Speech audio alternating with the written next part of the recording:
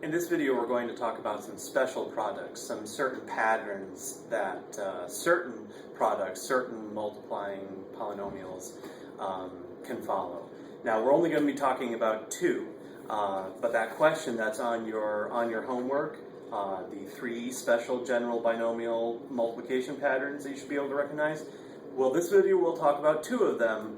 You're going to have to watch the other videos to figure out what the third one is. So go watch the other videos. This one isn't enough. We will talk about two of them, though. The first one I want to talk about is something like this. 2x plus 3 squared. Now, the first thing you need to remember is that this is not 4x squared plus 9. No.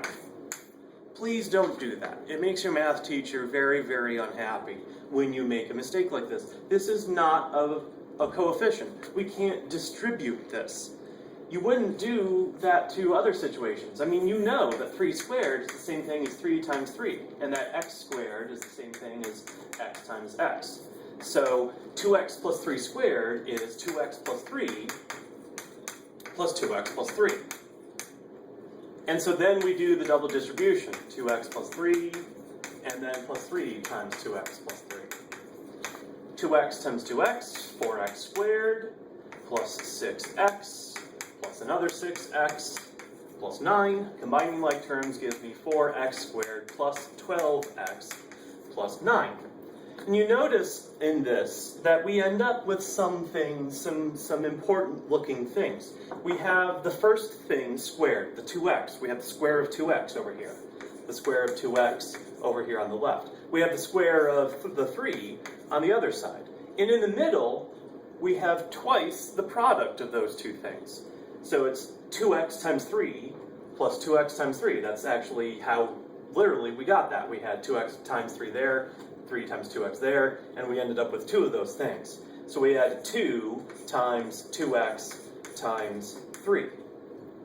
This pattern, where we have the first part of the binomial squared, the last part of the binomial squared, and then double the product of the two parts of the binomial, this is your pattern. To do this with a general example of a plus b squared, a plus b squared, well, we would do, again, a plus b times a plus b. So that gives me a squared plus ab plus ba plus b squared.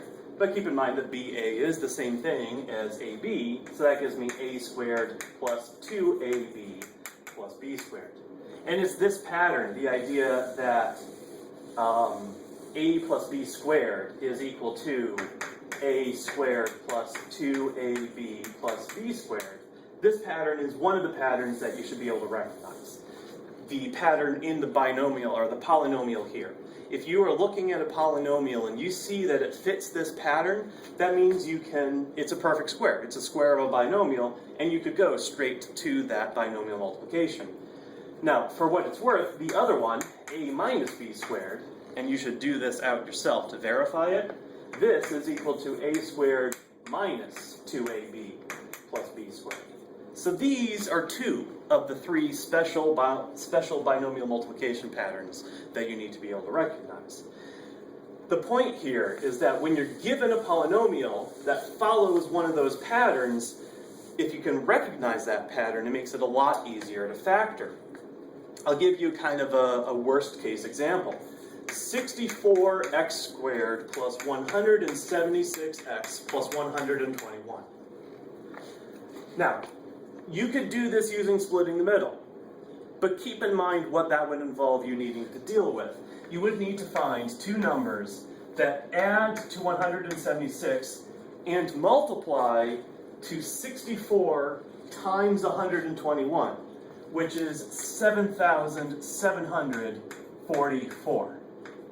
You would need to find two numbers that multiply to 7,744 and add to 176. Good luck. If you can recognize this, though, as a perfect square, it makes it a lot easier. We can see that 64x squared, that's the square of 8x. 121, that's the square of 11. Now, it's not enough to just notice that. We got to check the middle thing, too. we have to verify that that's 2 times the product of 8x and 11. Well, 8x times 11 would be 88x, and 2 times 88x is indeed 176x. So this is a perfect square, and it is the square of 8x plus 11. 8x plus 11. The square of the first term, or technically the square root of the first term, and the square root of the last term. Those are the 2 pieces for that perfect square polynomial. And so when you can identify these types of things on site, factoring them becomes a lot easier. We'll do one more example.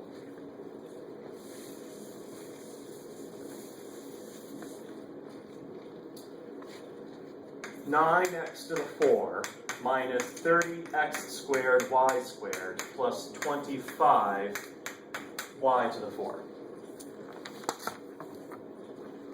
9x to the 4. That's the square of 3x squared. Remember that a power inside a power, we just multiply the coefficient, or multiply the exponents. 25y to the 4, that's the square of 5y squared. And negative 30x squared y squared, well, 3x squared times 5y squared, 3x squared times 5y squared gives us 15x squared y squared, and twice that would be 30. So this follows the pattern. In fact, it follows the second pattern. And so that means that this polynomial factors to 3x squared minus 5y squared. Being able to identify these patterns when you see them in the polynomial can make your life much, much easier when you're factoring. If you have a polynomial in your homework, and you will, I'll tell you right now that a couple of these polynomials do work out in this particular manner. If you see one where the splitting the middle method gives you ridiculously big numbers to deal with, maybe try looking to see if one of these 2 patterns will hold for it.